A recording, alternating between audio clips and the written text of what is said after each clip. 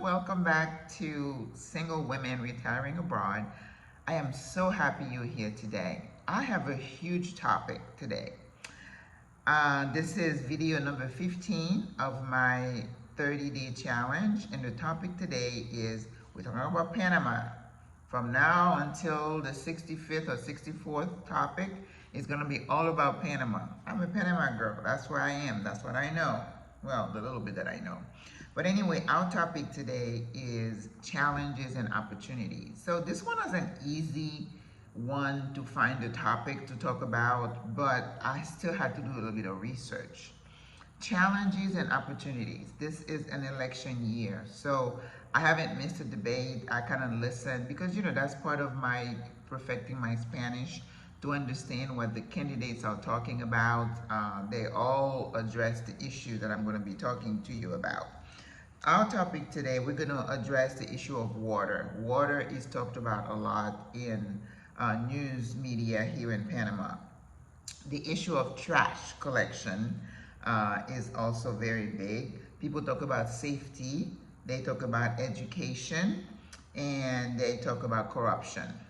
Not that they don't have other issues, but those are the big ones that have come up to the fore. So I don't think I'm going to be able to do this talk in 15 minutes. So this is going to be a bit longer today.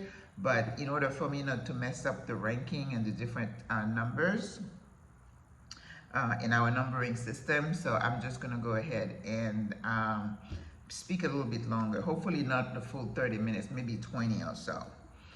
But before we get started, if you don't know me, my name is Maggie Lazar. I am a retired nurse practitioner, and I have been retired in Panama for the last 14 months or so.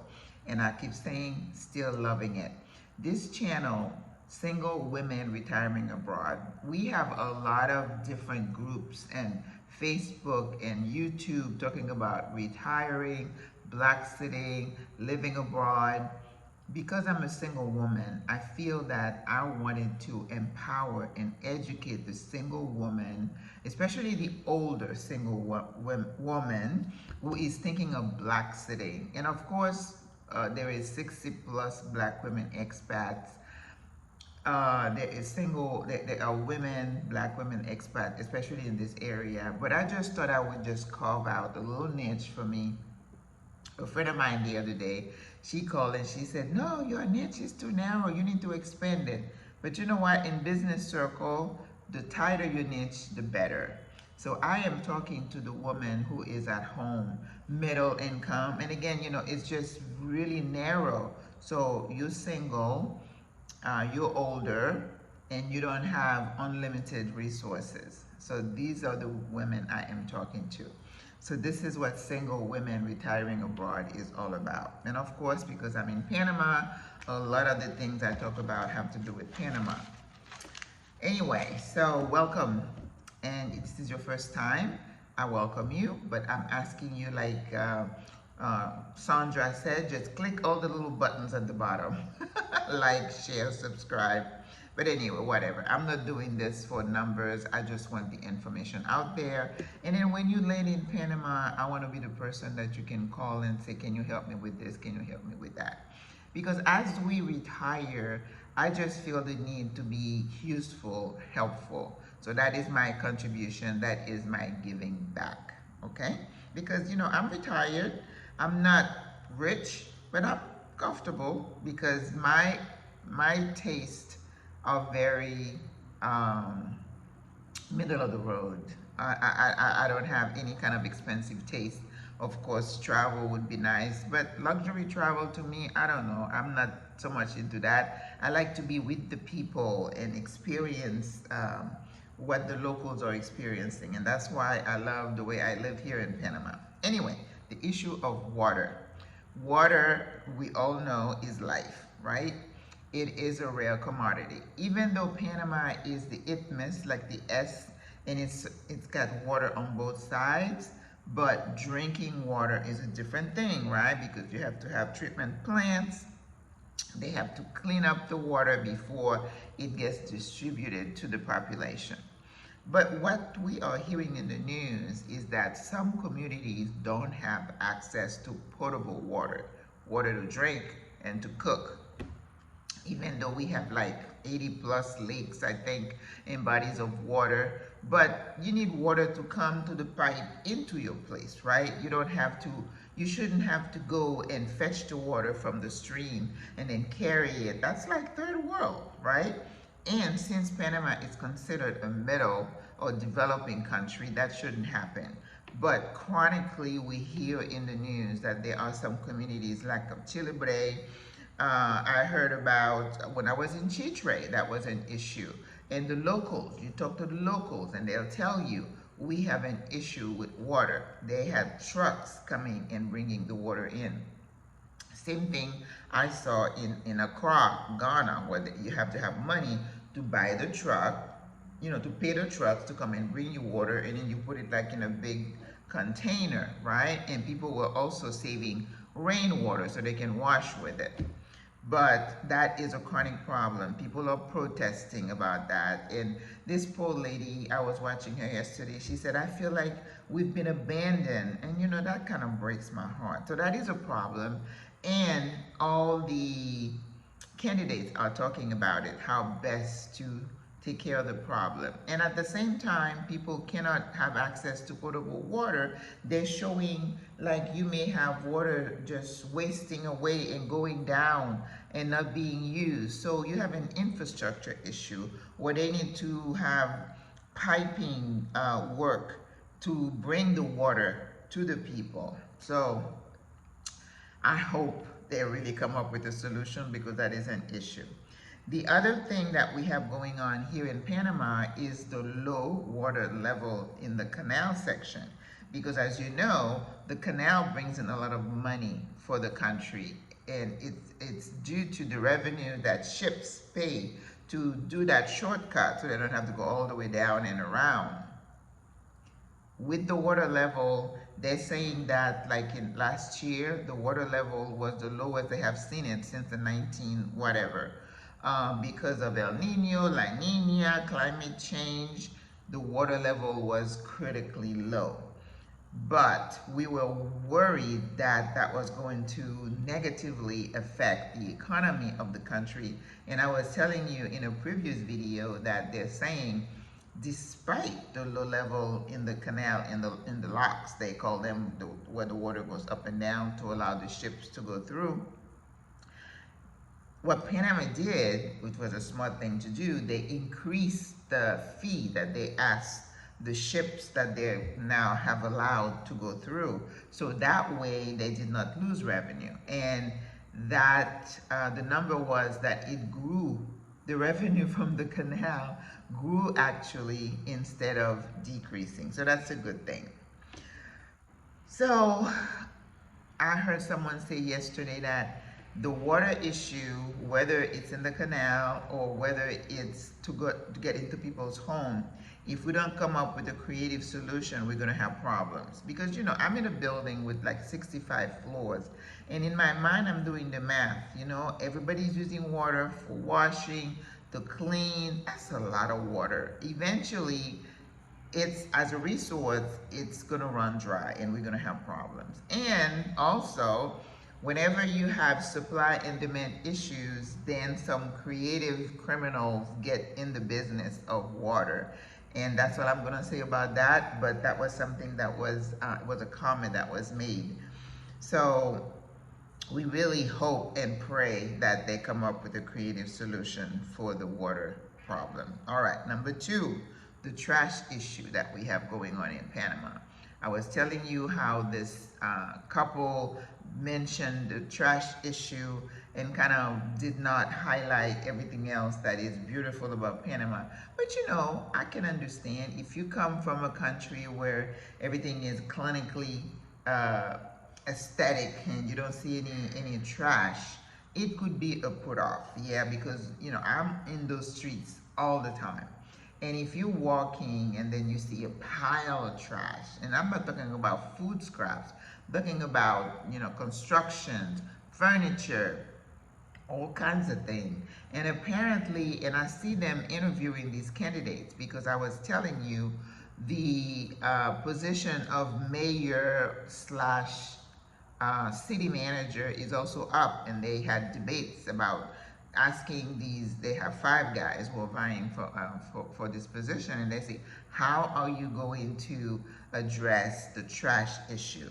So there is trash where they throw trash out, which is a problem with the mentality of the public to just, they'll show you somebody pull up with their trucks and just throw furniture and everything. Then you have pigs, you have dogs, and you have, probably rats, and it becomes a public health issue because the same, birds, the vultures that are touching the trash that stays there for days, it decomposes into something else that becomes a health hazard.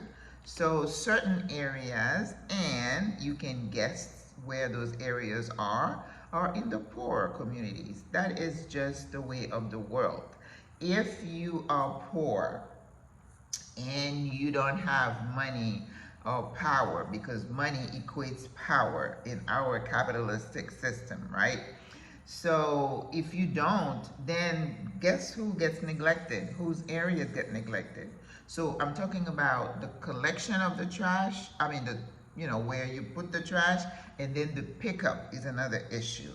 For me, I'm a retired person, but I'm thinking that is a business opportunity for somebody to say, there is a way you can work to collect this trash, okay? Because I remember I used to be in a community and we had a woman at the helm of the waste management, we called it.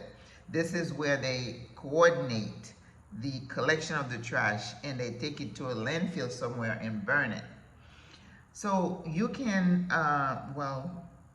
opportunities could be to go either observe how somebody does it or have somebody come in on as a consultant to kind of show you how to do it.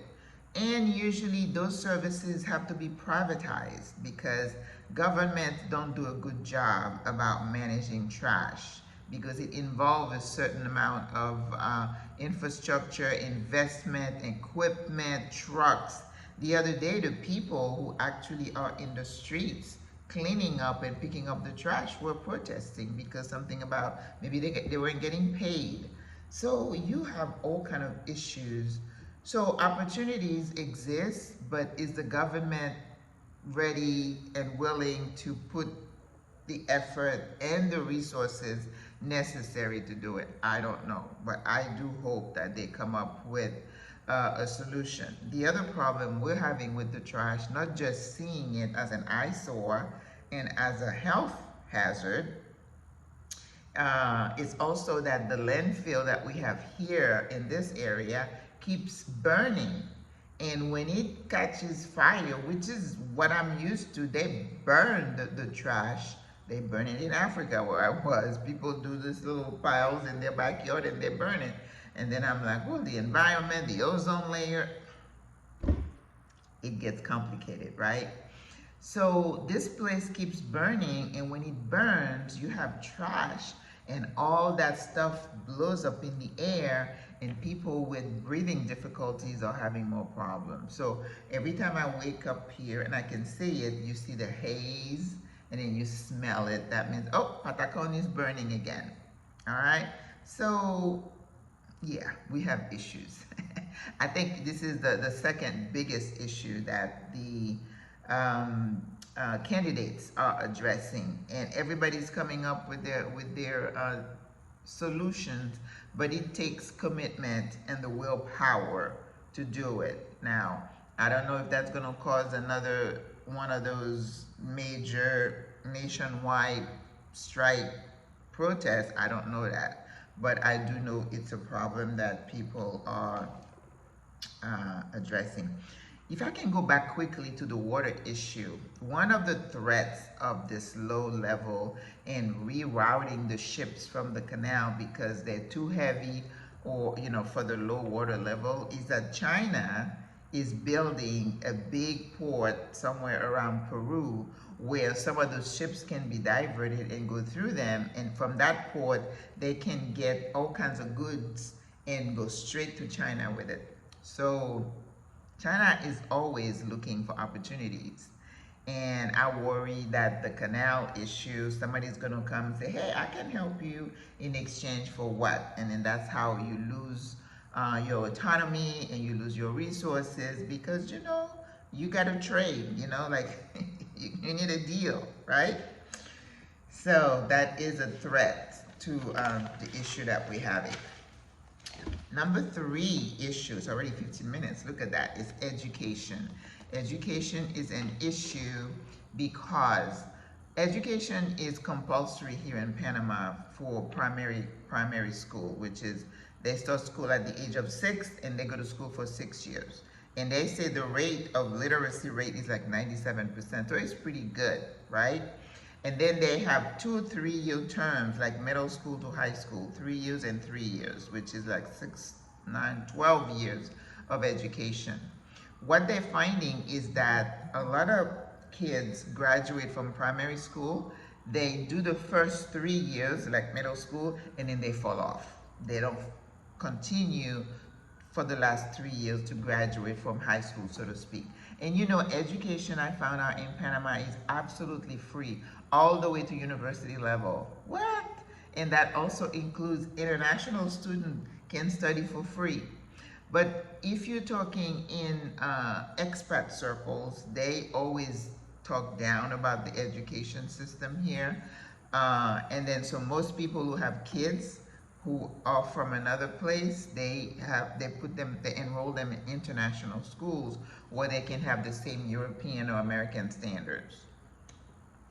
But last debate they had the kids come up with questions for the candidates about how they're going to improve education, because in the news they talk about the dilapidated state of some of the schools, especially in some poorer communities, all right?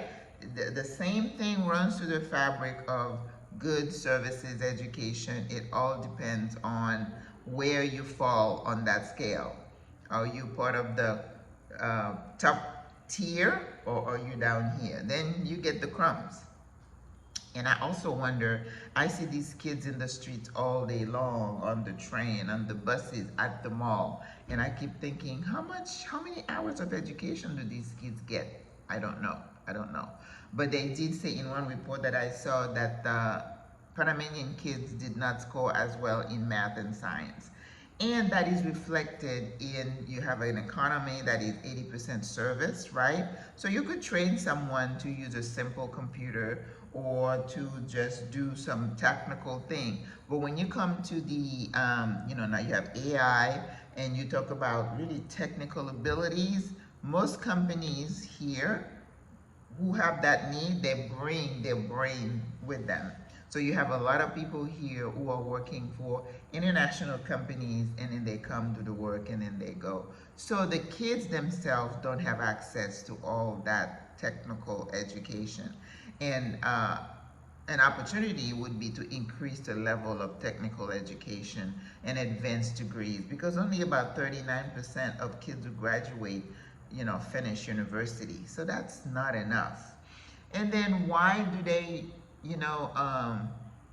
drop out of school? For the very same reason that some of our kids in the U.S. system, drop out of college, out of high school, because it's too hard, they're bored, they don't see the benefit of it. Some of them because they need to work to help their families. I'm sure those issues are universal. They're no different for them, okay? So they need to increase that in terms of education. There was a big, but there was a lot of repeated chatter about, oh, everybody's gonna learn English. And then this candidate said, yeah, the kids speak English, but they still can't find jobs. So you wanna go to school to learn something and then get a job to take care of yourself and your family. I mean, that doesn't change. That's the same across the board wherever you go. And one of the reasons that people talk about why the kids quit school can't find a job is the corruption. I talk about that with the Uber drivers and the taxi drivers. They say you could be as prepared as you can be, but if you don't know somebody who knows somebody who knows somebody, you're not gonna get the job. It's like deja vu. I heard that in Africa a lot. Except that in Africa it was just, you got to pay me to move to do this. You got to pay me to do that. Here it's just, you hire your cousin, your neighbor, your auntie, your niece, your nephew. What about me if I don't have an auntie or an uncle? That's, I don't know. I think that would kind of crush me if I were a young person. So there is a lot of people trying to emigrate to go to Canada or go to the US, where they feel like it's more equitable that you can get a job based on your skills. So the the candidates also refer to the level of corruption, and apparently it's everywhere. Yesterday they were talking about a department where the number of employees grew exponentially, and they're like, all these people that got hired, it's just part of this whole, group. They're not working, or they might just be listed, and I don't know that for a fact.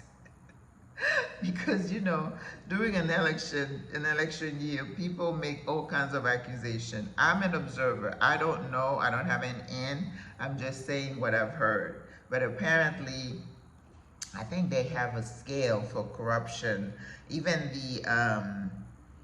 the ambassador was talking about it. So that is something to talk about. All right.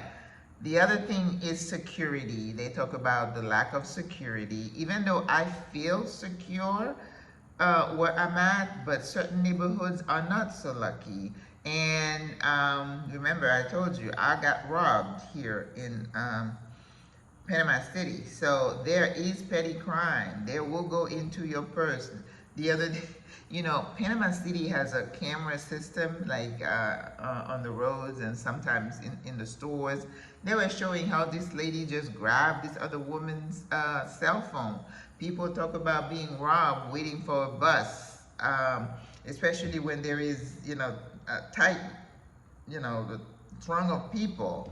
And I was saying too that the bus system used to be really good when I was here last year, but now it seems like we have less buses, so people congregate. You have a larger crowd waiting for the bus, and when you have crowds, people rubbing against you, they're more likely to reach and take your phone or your wallet. Since I got robbed, I only wear crossbodies, and I wear my purse across my, the front, and with the opening against me. So I will, you rob me once, I'm not gonna let that happen to me twice. That's not gonna happen. And they also made the reference that some areas, businesses have to close early because they feel unsafe. So petty crime is prevalent, not just in the city. Places like Boquete, where people have homes, unless, I guess, even in the gated communities, because people kind of watch your routine. That's why I try not to do the same thing all the time. Somebody said, even in their building, the people working in the building, they know your routine, and people can open your door and then they go in and they take your stuff. So you gotta be careful. But violent crime is not as prevalent here as it is in other larger developed countries. Okay, I think I read and I quoted like 9 murders per 100,000, and then today I was reading another report that said 38 per 100,000. So who to believe? All we know is that petty crimes, people break into your house, take your television, your computers, your jewelry.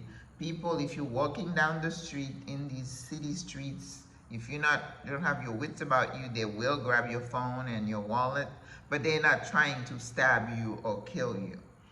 But they do have some violent crime, among the youth. They do have some issues with, some drug deals going around. They do a lot of seizures because, Panama has water. People are going to try to, slip things through.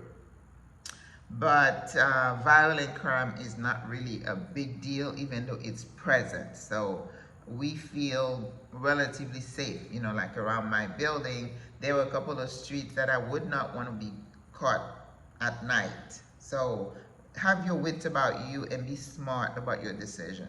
I don't like to be out in the streets at night, even though last night I went to the concert and I was walking home, but I don't make it a habit. So the biggest area of crime, and I think tomorrow I'm going to talk about crime a little bit in more detail. Domestic violence is an issue here, and femicide, even though I thought it was really prevalent, the numbers don't really support that it's that big a problem. But gender-based violence, and intimate partner violence, violence against women, so we have all these acronyms for it.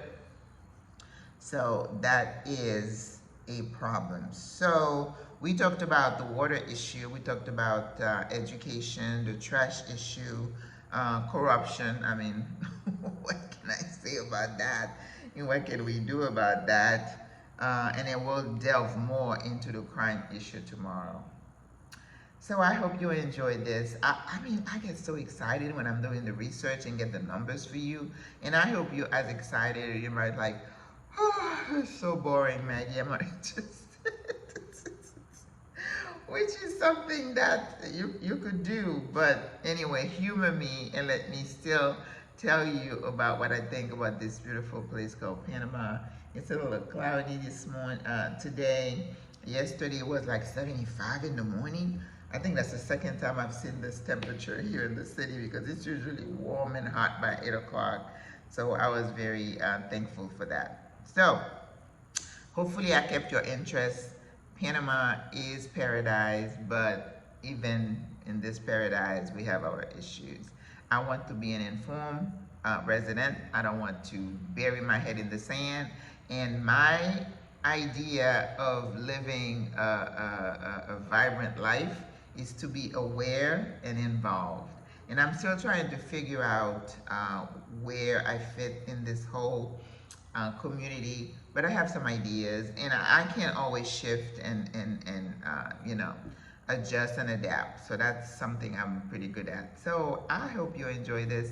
I hope you have a good day, and come back tomorrow for video 16. I think I'm just gonna go ahead and record it, because I have the time and I had to put some clothes on. Thank you.